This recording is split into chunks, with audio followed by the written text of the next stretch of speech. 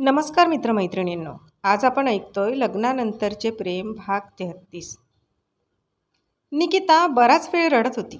पुढे काय होणार हेच तिला कळत नव्हतं. या घरासाठी ती तिची स्वप्न गुंडाळून आली होती. आरवने तिच्या स्वप्नांचा आदर करून तिच्यासाठी स्टडी रूम तयार केली होती. ते बघून तिला आनंद तर खूप झाला होता, पण तिला तो व्यक्त करायचा नव्हता. काय माहीत, कदाचित आरव सगळ्यांना दाखवण्यासाठी असं करत असेल. असा विचार तिच्या मनात आला आणि तिचं डोकं पुन्हा काम करायचं बंद झालं. तिला तर आता सगळंच गमावल्यासारखं वाटत होतं. निकिता, मामींनी आवाज देत दारावर थाप मारली. हा आले. तिने आपले डोळे पुसले आणि दार उघडलं. निकिता, अगं ते आपल्याला दुपारी जायचं आहे ना मंदिरात, तर ही साडी दिली तुझ्या सासूबाईंनी. आणि हो, जेवण तयार होईल. जेवायला अर्धा तासात खाली बोलवलंय. आणि ही गोळी आरवने पाठवून दिली. तुझं डोकं दुखत आहे ना, मला का नाही सांगितलंस? आता काय बाई, तुझी काळजी घेणारं माणूस आलंय, मग तू कशाला आम्हाला काय सांगशील? मामी एकट्याच आपली कपड्यांची बॅग नीट करत बडबडत होत्या आणि निकिता शून्यात नजर लावून बसली होती. निकिता, काय झालं बाळ, का रडलीस तू? आत्या सकाळी जे बोलल्या त्याबद्दल वाईट वाटलं का? मामी म्हणाल्या. निकिताने मामीला मिठी मारली. मामी, सकाळी जे झालं ते आपल्याकडे घरी कोणाला कळता कामा नये, ती रडत बोलली. मामींनी तिची मिठी सोडवून तिला समोर घेतलं आणि बोलल्या, नाही सांगणार. पण निकिता, तुला आधीच आरव आणि ऋतिकाने आत्याच्या स्वभावाची कल्पना दिलेली ना, मग कशाला वाईट वाटून घेते? काही लोकांचा स्वभाव असतोच असा. आणि लग्न म्हटलं की या गोष्टीत होतात ग, त्याचं वाईट नाही वाटून घ्यायचं. खरं तर त्यांना पण आत्याचं बोलणं पटलं नव्हतं, पण निकिता मुळात खूप हळवी होती. छोट्या छोट्या गोष्टींनी ती हर्ट व्हायची, म्हणून त्या तिला समजावत बोलल्या. शिवाय स्टडी रूममध्ये जे काही झालं ते फक्त रितिका, काकी आणि निकिता तिघींनाच माहीत होतं. नेमक्या त्यावेळी मामांचा फोन आलेला म्हणून बाहेर गेल्या होत्या आणि आरव त्याला जयवंतनी बोलवलं म्हणून लगेच तिला स्टडी रूमचा दरवाजा ओपन करून निघून गेला होता. निकिता, काय म्हटलं मी, ऐकलंस ना? आणि फक्त काही दिवस आहेत आत्या इथे, त्यामुळे त्यांचं मनावर नको घेऊस, मामी म्हणाल्या.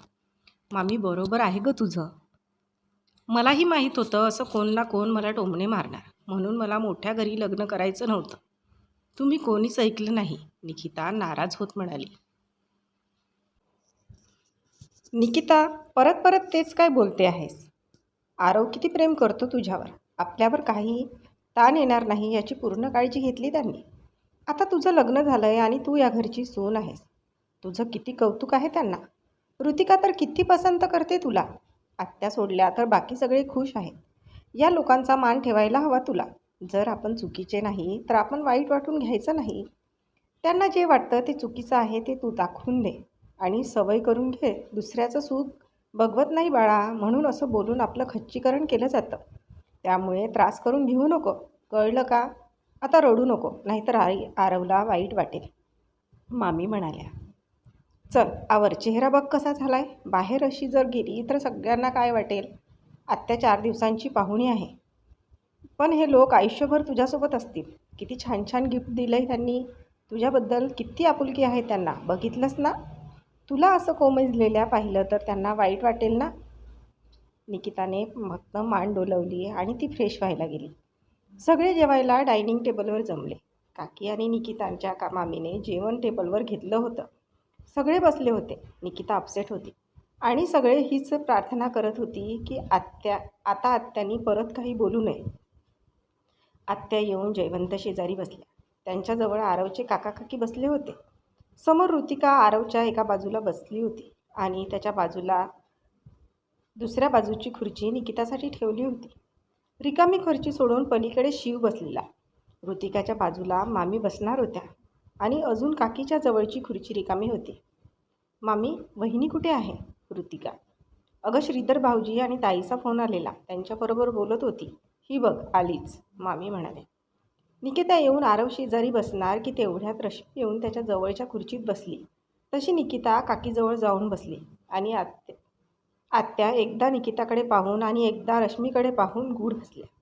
मला आता काही करायची गरज नाही, त्यांनी मनात विचार केला आणि पुढे बघून जेवू लागल्या. निकिताने समोर पाहिलं. आरव आणि रश्मी एकमेकांच्या कानात काहीतरी सांगत हसत जेवण करत होते.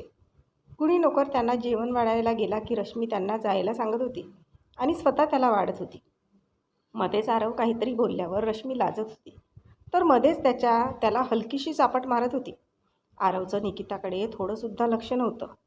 एवढं सगळं पाहिल्यावर निकिताला मगाचं आत्याचं बोलणं आठवलं आणि मनातून ती परत दुःखी झाली. बाकी कोणी नाही, पण आत्याची मात्र तिच्या चेहऱ्यावरून ओळखलं की ती दुःखी झाली. तिने कसं बसं आपलं जेवण केलं आणि सगळ्यांची जेवणं व्हायची वाट बघायला लागली. सगळे आता आराम करा आणि 4 वाजता आवरा, पण बाहेर पडणार आहोत देवदर्शन घेण्यासाठी, जयवंत सगळ्यांना सांगून उठले. आरव पण उठून गेला. त्याच्या मागोमाग रश्मीसुद्धा आरवच्या रूममध्ये गेली. निकिता त्यांच्याकडे फक्त बघत राहिली. निकिता, मी फक्त एवढंच बोलेन की तू कुठल्याही गोष्टीचा ताण घेऊ नको. हे तुझ्या आयुष्यातले सुंदर दिवस आहेत. त्यामध्ये अशी नाराज नको राहू आणि लक्षात असू दे, जे दिसतं तसं नसतं. त्यामुळे काही गोष्टी इग्नोर कर. रूमकडे जाणाऱ्या आत्याकडे बघत निकिताच्या गालावर हात ठेवत काकी बोलल्या.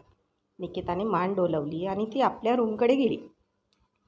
आरवच्या रूममधून तिला आरव आणि रश्मीचा हसण्याचा आवाज येत होता. तिने इग्नोर केलं आणि आपल्या रूममध्ये गेली. आता फक्त तिला कधी एकदा पूजा होते ना आपण कधी आपल्या घरी जातो असं झालं होतं. तिला आईच्या कुशीत जाऊन रडावं वाटत होतं. 4 वाजता सगळे आवरून हॉलमध्ये आले. मी काय म्हणतो, तुम्ही सगळे यंगस्टर जा, आम्ही थांबू घरीच, जयवंत बोलले. आत्या परत तिचे काही बोलू नये म्हणून जयवंत आणि काकींनी ठरवलं होतं की फक्त मुलांना पाठवून द्यायचं. बाबा, आपण सगळेच जाऊयात की, त्यानिमित्ताने एक छोटी पिकनिक पण होईल आणि फक्त देवदर्शन घेऊन परत तर यायचं आहे. जास्त वेळ नाही लागणार, ऋतिका म्हणाली. हो बाबा, सगळेच जाऊया. तसंही काका काकी इकडे फार कमी वेळा येतात, तर त्यांना जायला भेटत नाही ना, या निमित्ताने जाणं होईल, आरव म्हणाला.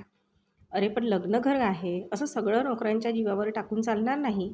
शिवाय कुणी घरी आलं तर काय करणार, जयवंत म्हणाले. ठीक आहे, एक काम करा, बाकी सगळे जावा, मी आणि जयवंत आम्ही घरी थांबतो. आत्या बोललं तसं जयवंतच्या चेहऱ्यावर समाधान पसरलं आणि काकींना पण आपला प्लॅन वर्क झाला म्हणून बरं वाटलं. चला, ठरलं आता, निघा सगळे, जयवंत म्हणाले. अरे थांबा, मी पण येणार आहे. आरव, तू उठवलं का नाही, रश्मी तक्रारीच्या सुरात म्हणाली. तू काय लहान आहेस का तुला उठवायला, ऋतिका तोंड वाकडं करत बोलली. मामा, हिला सांग ही नेहमी माझ्याशी अशी बोलत असते, तिची तक्रार करत रश्मी जयवंतला बोलली. आत्या काही बोलणार तेवढ्या जयवंत बोलले. तुमच्या मुलांच्या जे काही असेल ना ते तुमचं तुम्ही सोडवा, त्यात आम्हाला घेऊ नका. लवकर निघा म्हणजे लवकर याल, जयवंत म्हणाले. सगळे जायला निघाले. एक गाडी शिव ड्राईव्ह करणार होता तर दुसऱ्या गाडीला ड्रायव्हर घेणार होते.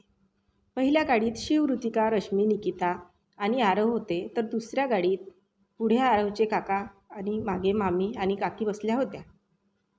ऋतिका पुढे शिव शेजारी बसली होती, तर मागे आरव आणि निकिताच्या मध्ये रश्मी बसली होती. पूर्ण प्रवासामध्ये त्या दोघांचं हळू आवाजात काही बोलणं सुरू होतं. शेवटी ऋतिका इरिटेट होऊन बोलली. दादा, तुला फक्त रश्मीबरोबर बोलायचं होतं तर तुम्ही दोघेच यायचे ना, आम्हाला कशाला घेऊन आलास. ऋतिका, ती तुझ्यापेक्षा मोठी आहे ना, मग तिचं नाव कसं काय घेऊ शकतेस तू, आरव म्हणाला. जसं ती तुझ्यापेक्षा लहान असून पण तुझं नाव घेते, अगदी तसंच, ऋतिका चिडत बोलली. पाहुण्यांना असं बोलतं का कोणी, आरव पण रागात बोलला. पाहुण्यांनी पाहुण्यासारखं राहावं. शिवदादा, गाडी साईडला घे, ऋतिका म्हणाली. शिवने गाडी बाजूला घेतली. ऋतिका त्यातून उतरली आणि तिने आरवच्या साईडचा दरवाजा ओपन केला. दादा, बाहेर उतर. आरव उतरल्यानंतर तिने रश्मीला उतरायला लावलं. दादा, तू पुढे जाऊन बस. एवढं बोलून ती निकिताजवळ बसली आणि रश्मी नाईलाजाने तिच्याजवळ बसली. ऋतिका निकितासोबत बोलत होती, पण तिच्याकडे पाहून तिला कळलं होतं की ती नाराज आहे. या रश्मीला काय झालं आहे सकाळपासून, दादाची पाठच सोडलेली नाही. आणि हा दादा, याचं काय सुरू आहे, मूर्ख आहे का, निकिताला सोडून खुशाल सकाळपासून हिच्यासोबत गप्पा मारत आहे. निकिता नाराज आहे, कळत नाही का याला. आता इथे आल्या नाही तर दोघांना एकत्र वेळ घालवता आला असता तर चाललं नसतं का. हा एकटा सापडून दे मला, चांगले कान पिळते, ऋतिका मनातच बोलली. सगळे ज्योतिबाच्या डोंगरावर पोचले. रश्मी आरवबरोबर जायला निघाली तसं ऋतिका तिला अडवत बोलली. रश्मी, दादाची बायको निकिता आहे, तू नाहीस. काय लहान मुलासारखी त्याच्या पाठीपाठी चालली आहेस. त्यांना जोडीने पाया पडायचं आहे, तू कशाला दोघात नको असलेली तिसरी होते, ऋतिका तिला अँग्री लुक देत बोलली. ऋतिका, मला माहीत आहे आरवचं लग्न झालं आहे आणि मी त्यांच्यामध्ये येत नाही. ते त्यांच्याकडे माझं काम आहे म्हणून. आणि उद्या पूजा आहे आणि परवा आम्ही जाणार आहोत, तर त्यासाठी आधी आणि जायच्या आधी मला काय काम करायचं आहे म्हणून त्याच्याशी बोलते, रश्मी नाकमुरडत बोलली. हे सगळं नंतर बघ, आता माझ्या दादा वहिनीची क्वालिटी टाईम आहे, सो तू आता त्यांच्या मागे मागे फिरू नकोस, ऋतिका तिला रागात बोलली. रश्मी तिथून बाजूला गेली. मग तिने आपला मोर्चा आरवकडे वळवला. दादा, सकाळी आत्या बोलण्यापासून वहिनी नाराज आहे, तुला कळत नाही का? इथे बघ, सगळे कपल कसे आहेत, सगळे हॅपी आहेत, एकमेकांच्या हातात हात घालून देवदर्शनाला चाललेत, आणि तू त्या रश्मी इतका गुंतला आहेस की तू माझ्या निकिताला विसरलास. ऋतिका, व्हॉट डू यू मीन? म्हणे तुझी निकिता, ती फक्त माझी आहे आणि तुला चांगलं माहीत आहे की मी कोणात गुंतलो आहे ते, आणि तुला माझं आणि रश्मीचं नातंसुद्धा माहीत आहे. उगाच फालतू बडबडू नको. आणि मला कोण बोललेलं होतं की पूजा होईपर्यंत तुम्ही सगळ्यांसमोर एकत्र येऊ नका? तूच ना? मग मी तेच फॉलो करतोय, आरव पण रागात बोलला. ऋतिकाने कपाळावर हात मारून घेतला. दादा, अरे असा कसा तू? इथे आत्या आहे का? ती वैतागत बोलली. अरे तुम्हाला दोघांना एकत्र टाईम मिळावा म्हणून तर बाबांनी आत्याला कारण सांगून घरी थांबवलं ना. तू आहेस की त्या रश्मीबरोबर गप्पा मारत बसला आहेस? ऋतिका, बरं बाई, चुकलं. निकिता कुठे आहे? बोलली नाही माझ्याबरोबर सकाळपासून, की मेसेजला रिप्लाय नाही दिला, आरव म्हणला. ऋतिकाने त्याच्याकडे रागाने बघितलं. सॉरी, मी बोललो नाही तिच्यासोबत, पण आहे कुठे ती? ती बघ, काकी आणि मामीबरोबर हार नारळ घेत आहे, ऋतिका म्हणाली. आरव त्यांच्याकडे गेला. काकी तुम्ही पुढे चला, मी आणि निकिता घेऊन येतो, आरव म्हणाला.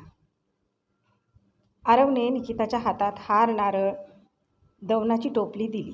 बिल पेड करून ते मंदिराकडे जायच्या पायरीवर उतरू लागले. तसा आरवने निकिताचा हात पकडला खरा, पण निकिताने रागाने त्याचा हात झटकला. त्याला वाटलं कदाचित सगळे आहेत म्हणून तिने हात सोडवला असेल, त्यामुळे त्याने परत तिचा हात धरला नाही. तो निकिताशी बोलत होता, पण ती फक्त हा नाही इतकंच उत्तर देत होती. दोघे जोडीने पाया पडले. तसे लगेच ती काकी आणि मामी जवळ जाऊन उभं राहिली. आरव फक्त तिच्याकडे बघत राहिला. अशी काय ही? कदाचित सकाळी झालेल्या प्रकारामुळे मॅडम नाराज आहेत वाटतं, असं मनातच बोलून तो शिव आणि रश्मीपाशी गेला. सगळे दर्शन घेऊन परत आले आणि महालक्ष्मी मंदिरात जाऊन जोडीने देवीची ओटी भरली. तिथून नमस्कार करून ते घरी गेले. आज जाता जाता आरवने निकिताला रात्री बाल्कनीमध्ये वाट पाहतोय असं सांगितलं आणि तो आपल्या रूममध्ये गेला. रात्री तिची नाराजगी काढूया असा विचार करून तो रूममध्ये आपलं ऑफिसचं काम करत बसला. उद्या पूजा झाल्यावर परवा शिव UK ला निघणार होता. त्याचं तिकीट बुक करायचं होतं, त्यामुळे त्याने त्याचं तिकीट बुक केलं आणि बाकीच्या फॉर्मॅलिटीसाठी काही बाकी आहे का, काही डॉक्युमेंट्स पेंडिंग आहे का बघत होता. लग्नानंतर निकितासोबत फिरायला जायचं ठरलं होतं, पण अजून निकिताची एक्झाम झाली नव्हती, त्यामुळे तिची MAची परीक्षा झाल्यावर तो तिला त्याच्यासोबत UK ला घेऊन जाणार होता. म्हणजे त्यांना एकमेकांबरोबर वेळ घालवता आला असता. शिवाय अजून MPSCची परीक्षेच्या जागा पण निघाल्या नव्हत्या, त्यामुळे तिला तिकडे स्टडीसाठी वेळ पण मिळणार होता. आणि लग्न झाल्यावर 1 वर्ष तिच्यापासून लांब राहायची त्याची इच्छा नव्हती, म्हणून त्याने फिरायला जायचं कॅन्सल करून तिला UK ला घेऊन जाण्यासाठी जयवंतची परवानगी घेतली होती. थोड्या वेळाने सगळे रात्री जेवणासाठी जमले. यावेळी मात्र रश्मी ऋतिकाच्या बाजूला बसली आणि निकिता आरव शेजारी बसली. सगळे गप्पा मारत जेवत होते. उद्याच्या तयारीची चर्चा रंगली होती. उद्या सकाळी परत दोघांचा उपवास होता. दुपारी 12 वाजता सत्यनारायण महापूजा होती आणि संध्याकाळी निकिताची मांडव परतणीसाठी माहेरी जाणार होती. जेवण आवरून सगळे रूममध्ये गेले. आरव बाल्कनीमध्ये निकिताची वाट बघत होता. 11 वाजून गेले तरी निकिता आली नव्हती. शेवटी त्याने निकिताला मेसेज केला, पण तिने रिप्लाय दिला नाही. 12 वाजेपर्यंत निकिताची वाट पाहून त्याने तिला मेसेज केला. निकिता, मला माहीत आहे तू जागी आहेस, तू नाराज आहेस हेही माहीत आहे. ये ना प्लीज, आपण बोलूयात ना. उद्या तू माहेरी जाणार, मग तू अशी नाराज होऊन जाणार का? आईबापांना तुला असं पाहिल्यावर वाईट वाटेल. प्लीज मला तुझी नाराजगी घालवायची संधी तर दे. राहू दे, आज यायचं, पण ऐक ना, लवकर येशील ना? खूप बोलायचं आहे तुझ्याशी. आत्याच्या बोलण्याने हर्ट झालीस ना, त्याबद्दल खरंच सॉरी, पण तिचा स्वभाव आहे गैरसमज करून घेऊ नको. माझ्यासाठी इतकंच कर, आरव म्हणाला. अजून अर्धा तास वाट बघून त्याने तिला गुड नाईट म्हणून मेसेज केला आणि तो झोपायला निघून गेला. इकडे निकिताचा मोबाईल वाजत होता. तिला माहीत होतं आरव मेसेज करत असणार, म्हणून तिने मोबाईल साईडला ठेवला होता आणि ती झोपायचा प्रयत्न करत होती. पण सकाळपासून झालेल्या गोष्टी तिच्या डोक्यात फिरत होत्या, त्यामुळे निद्रादेवी तिच्यावर प्रसन्न होत नव्हती.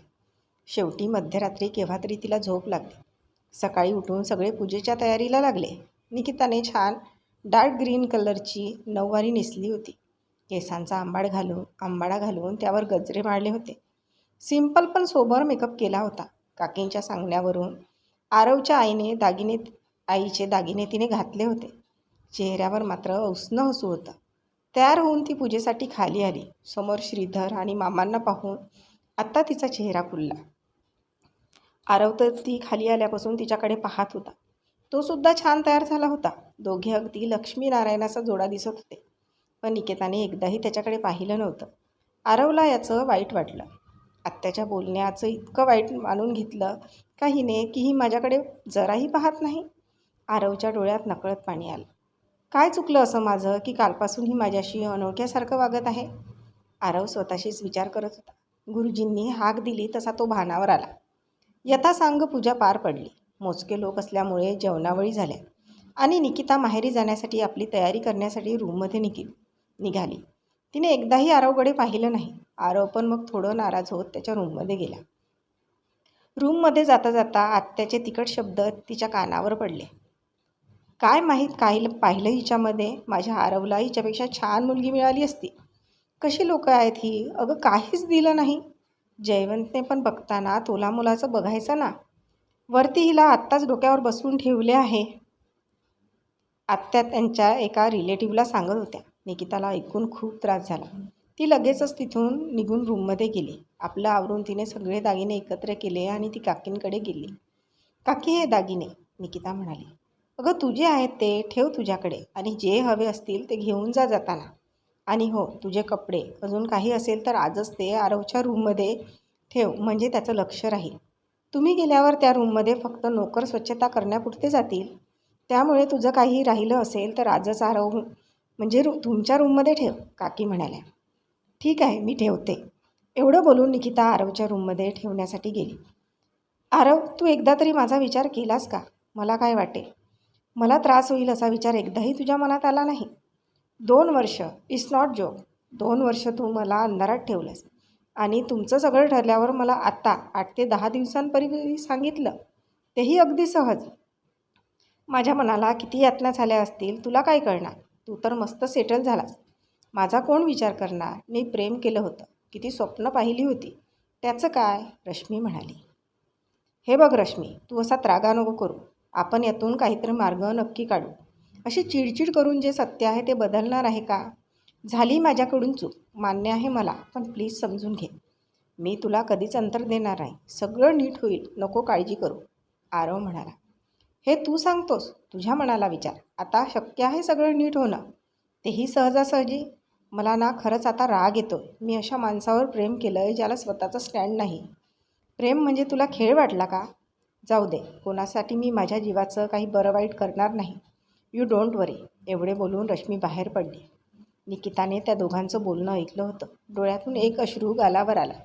तिने तो अलगद पुसला आणि दारावर नॉक केलं. कमी, आरव वैतागत म्हणाला. निकिता आत आली. आरव थोडा गोंधळला. काकींनी हे साहित्य तुमच्या रूममध्ये ठेवायला सांगितलं होतं, निकिता मान खाली घालून बोलली.